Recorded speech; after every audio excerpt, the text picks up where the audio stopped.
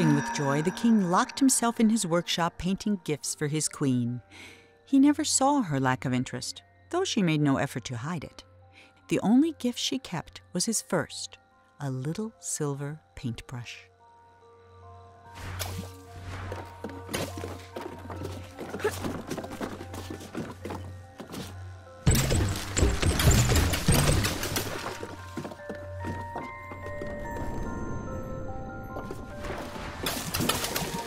Every day the king painted a new room for the house, and every day he abandoned it as not good enough for his queen. While he slept, the queen spent her nights painting creatures of the forest, though she never finished a single one. 5 months went by before the king noticed she was pregnant.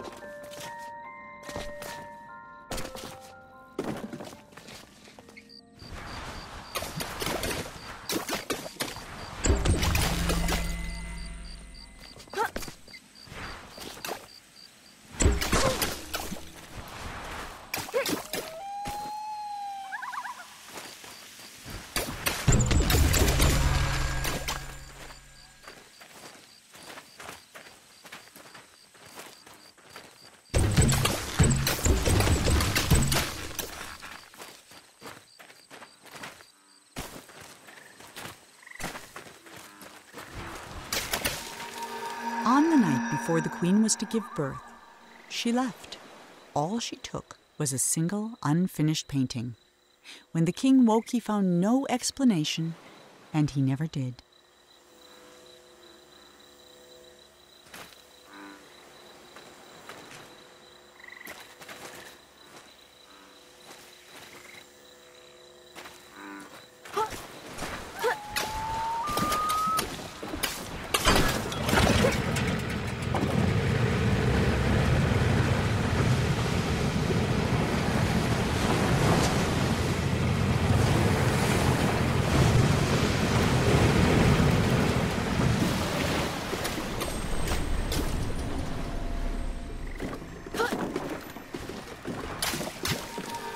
For 9 years, the king didn't paint a thing.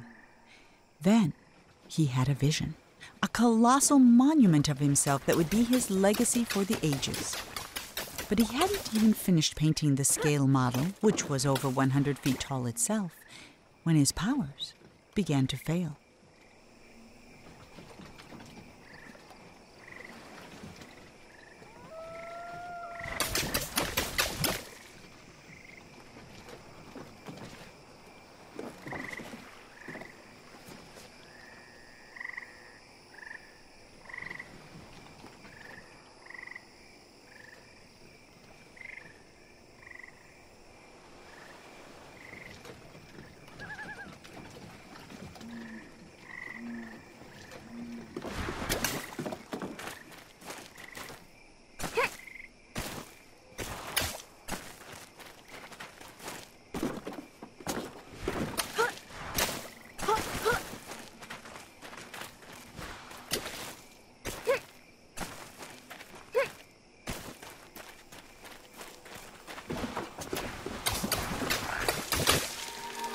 The king never finished another painting. Then one night he went to sleep and couldn't even finish his own dream. And he's been trapped inside it ever since.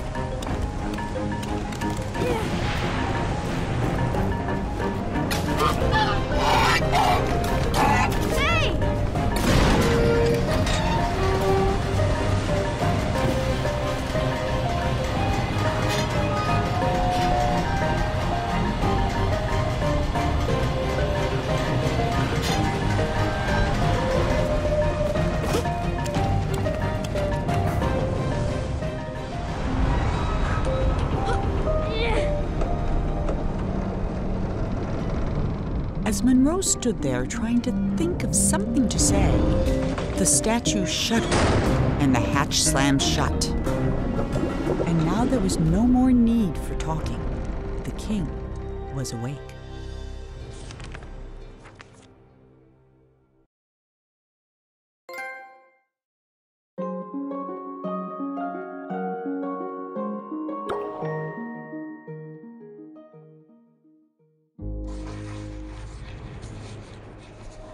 Ah, it's you, the boy from my dream. What a strange dream it was. My life's work was being destroyed, and all I could do was watch. Come, sit here by the fire. It all began right there, in the house I grew up in.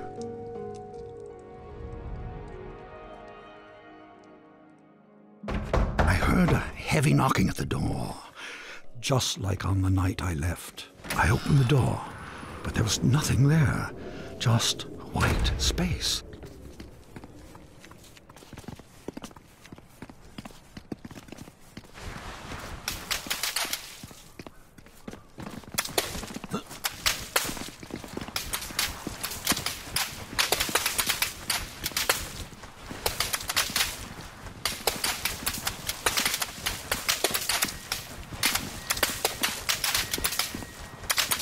When I got outside, disaster.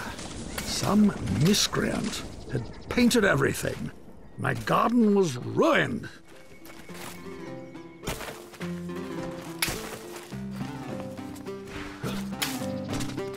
And then my statue spoke and said, "Help me! Some little hooligan is running around splattering everything in the garden. I think he's headed for the... Something got in my mouth. Oh dear.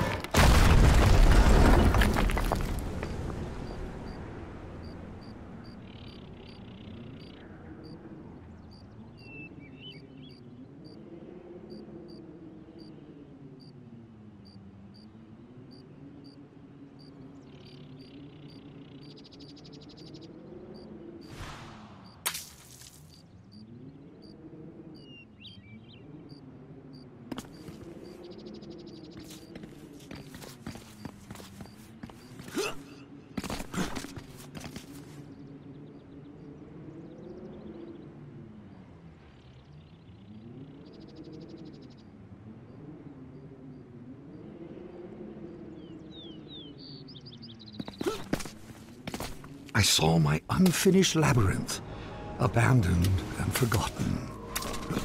And then the credits appeared. Your dreams have credits? Oh yes, and subtitles.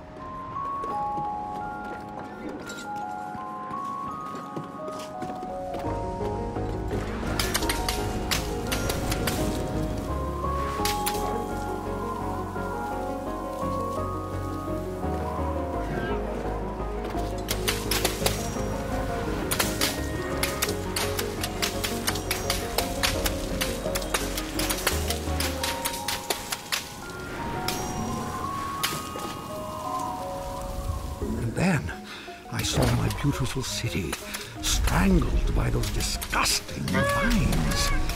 I built it to stand 100 lifetimes, and instead it'll be buried in one, a monument for weeds.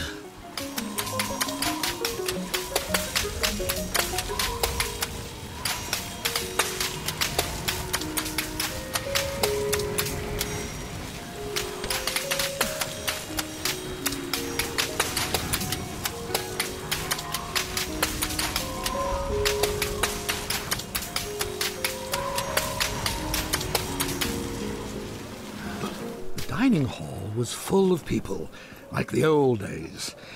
It smelled like roasted goose. For a moment, I was happy. Then suddenly, I was alone again. The world had become cold and dark. I felt my own death rising up around me.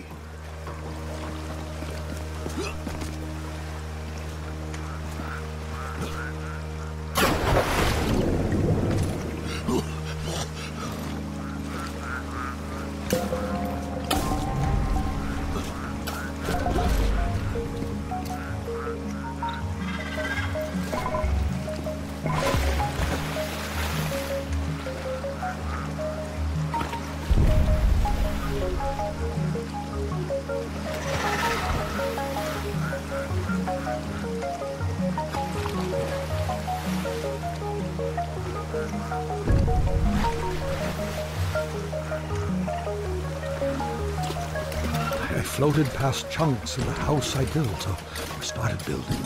Scarcely 10 years later, and the whole thing was in ruins. My works were meant to last forever, but most of them will be gone before I am.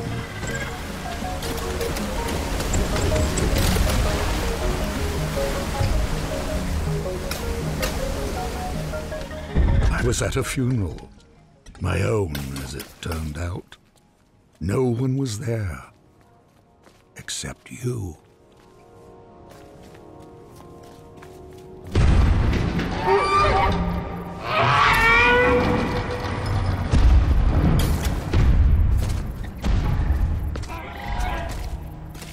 I saw my monument, my last hope of leaving something that would live on after me, and I began to walk towards it. And with each step I took, I got larger. I just kept growing and growing, like a teenager. With a gentle push, my monument crumbled and sank. I saw my life's work laid out in front of me. Soon it would crumble into dust or be painted over by someone who would come after me, the same way I painted over what was here before me.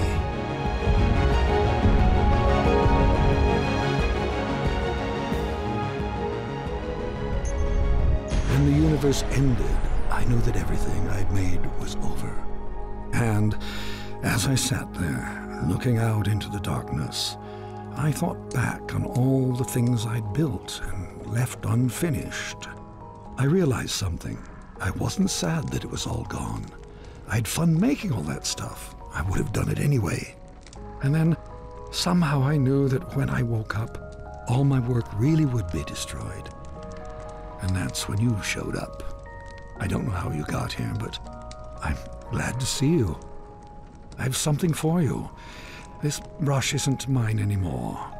My work is over. It belongs to you now. I hope it makes you happy and that someday they will say, he is a better man than his father. That door will take you anywhere you want to go. But leave quickly, child. None of this will last for long. And that night, even though he was very tired, Monroe did something that would have made his mother very happy. He painted.